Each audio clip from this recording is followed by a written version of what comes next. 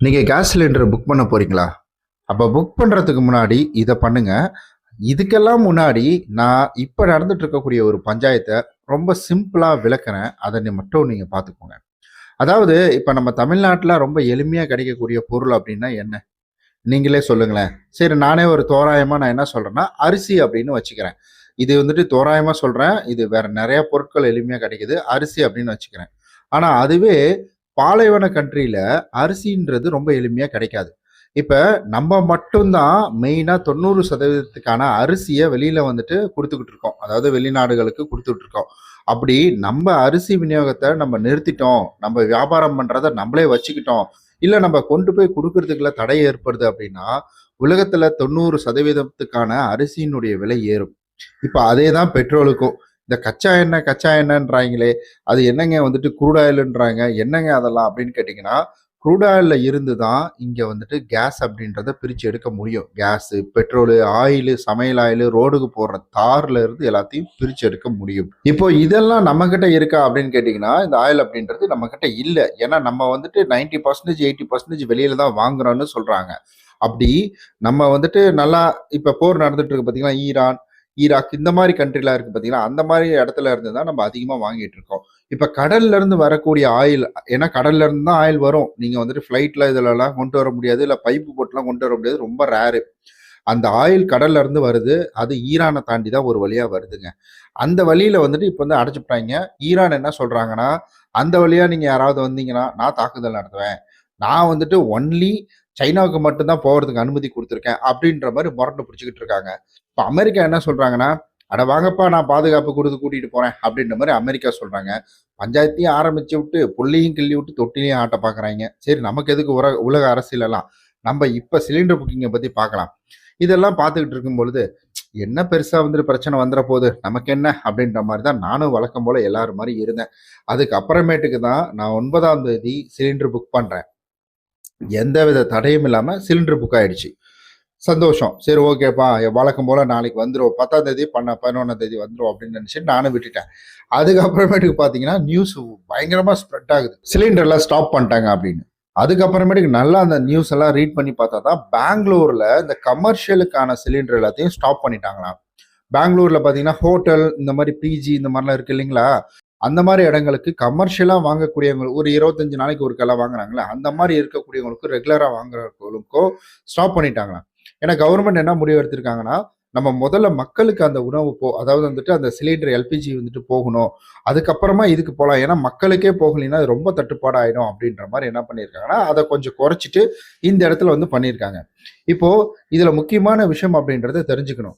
நம்ப எப்பவுமே ஒரு பேண்டமிக் சிச்சுவேஷன்ல நம்ம ரொம்ப பயப்படுவோம். ஏதாவது நம்ம வெளியில போகக்கூடாது. ஏன்னா லாக்டவுன்லயே நம்ம பார்த்துருக்கோம்.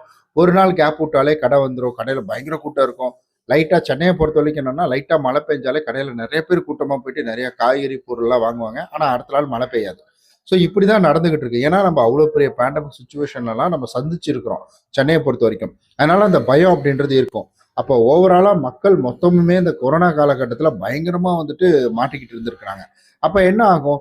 அப்ப ஆபியஸா இந்த இடத்துல பயப்பட செய்வாங்க. அப்ப எல்லாருமே என்ன செய்றாங்கன்னா, புக் பண்ண ஆரம்பிக்கிறாங்க. புக் பண்ண ஆரம்பிக்கும் பொழுது, ஒரே டைம்ல அத்தன பேர் புக் பண்றாங்க. ஒரே டைம்ல அத்தன பேர் கால் பண்ணி புக் பண்றாங்க.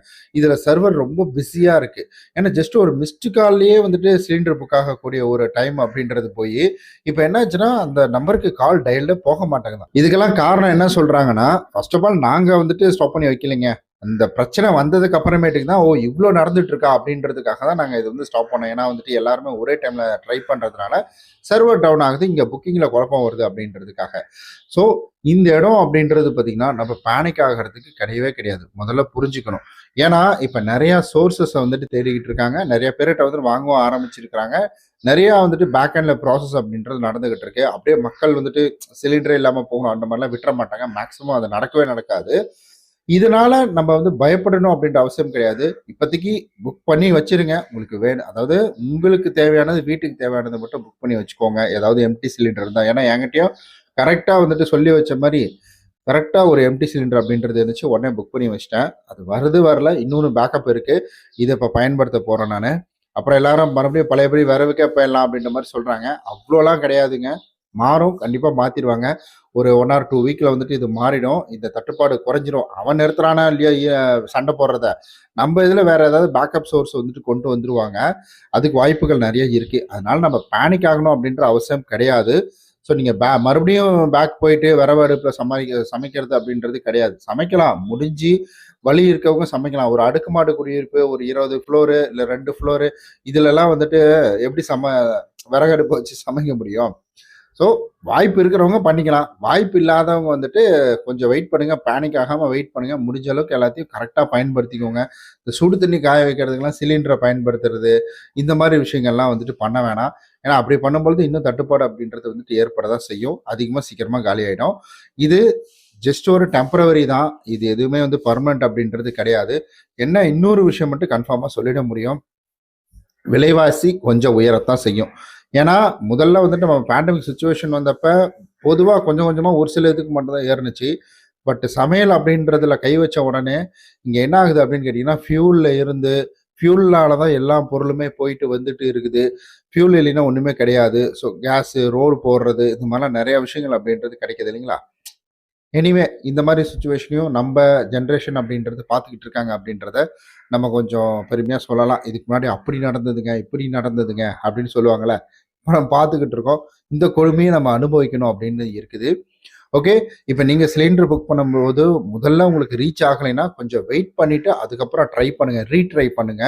அடுத்தது நீங்க வந்துட்டு ஆப் மூலியமா புக் பண்றதாலும் பண்ணிக்கலாம். நான் இங்க இண்டென் தான் வச்சிருக்கிறேன். ஆப் மூலியமா நான் வந்துட்டு புக் பண்ணிட்டேன். ஸோ ரொம்ப எளிமையா தான் இருந்துச்சு. ஆனா நேத்து ஃபுல்லா சர்வர் பயங்கர டவுனா இருந்துச்சு. உள்ளயே லாகினே ஆகல. பாஸ்வேர்ட் எல்லாம் ரீசெட் எல்லாம் கேட்டுக்கிட்டு இருந்துச்சு. ஸோ அதனால கொஞ்சம் பேனிக் ஆகாம பொறுமையா ட்ரை பண்ணுங்க. ஒரு 2, 3 தடவ பொறுமையா ட்ரை பண்ணுங்க. உடனே ட்ரை பண்ணாம கொஞ்சம் கேப் விட்டு ட்ரை பண்ணுங்க. கிடைக்கிறதுக்கான வாய்ப்புகள் அப்படின்றது நெறையா இருக்கு.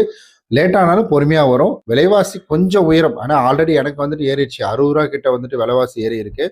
மேபி இது இன்கிரீஸ் ஆகுமா என்னன்னுலாம் தெரியல. பட் இப்ப இன்கிரீஸ் ஆயிருக்கிறத நம்ம கண்கூடா பார்த்துக்கிட்டு இருக்கோம். வேற ஏதாவது சந்தேகம் இருந்ததுன்னா கீழ கமெண்ட் பண்ணுங்க. இந்த ஒரு சிச்சுவேஷன பற்றி நீங்க என்ன நினைக்கிறீங்க அப்படின்றதையும் மறக்காம கீழ கமெண்ட் பண்ணுங்க. கண்டிப்பா இதனுடைய அப்டேட்டிங் ஏதாவது இருந்ததுன்னா, இத பற்றி நான் தொடர்ந்து இனி வீடியோ போட போறேன். கரண்ட் அப்டேட்டிங்க பற்றியும் நம்மளுடைய சேனல்ல இனி தொடர்ந்து வீடியோ அப்படின்றது வரப்போகுது.